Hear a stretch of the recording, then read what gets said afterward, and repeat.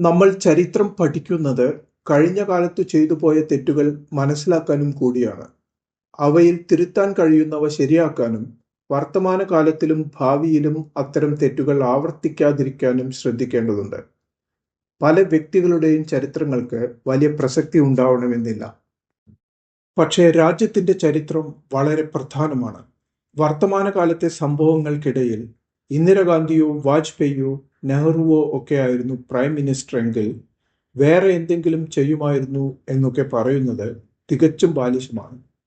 അങ്ങനെയുള്ള സാങ്കല്പികമായ കാര്യങ്ങൾ അപഗ്രഥിച്ച് സമയം കളയുന്നതും വ്യർത്ഥമാണ്. കഴിഞ്ഞുപോയ കാലത്തെ ഭരണാധികാരികൾ ചെയ്ത നല്ല കാര്യങ്ങൾ എങ്ങനെ രാജ്യത്തിന് പ്രയോജനമായി എന്നാണ് വിലയിരുത്തേണ്ടത്. തെറ്റായ തീരുമാനങ്ങൾ എന്തെല്ലാം നഷ്ടങ്ങൾ ഉണ്ടാക്കിയെന്നും മനസ്സിലാക്കേണ്ടതുണ്ട്. അത്തരം പഠനങ്ങളിൽ നിന്ന് രാജ്യത്തിന് ഇപ്പോഴും ദോഷമായി കൊണ്ടിരിക്കുന്ന തീരുമാനങ്ങളിൽ മാറ്റങ്ങൾ വരുത്താൻ പറ്റുമോ എന്നാണ് വർത്തമാനകാലത്തിൽ നമ്മൾ ചിന്തിക്കേണ്ടതും അതിനു വേണ്ടിയാണ് പ്രവർത്തിക്കേണ്ടതും. ദീർഘവീക്ഷണത്തോടെ ഇപ്പോൾ എടുക്കുന്ന നല്ല തീരുമാനങ്ങൾ ഭാവി തലമുറയ്ക്ക് ഒരുപാട് ഗുണം ചെയ്യും.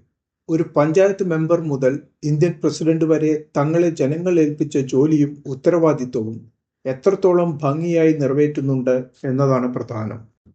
അവ കൃത്യമായി നിരീക്ഷിക്കേണ്ടതും മനസ്സിലാക്കേണ്ടതും വോട്ട് ചെയ്യുന്ന ഓരോ പൗരന്റെയും ഉത്തരവാദിത്തമാണ്.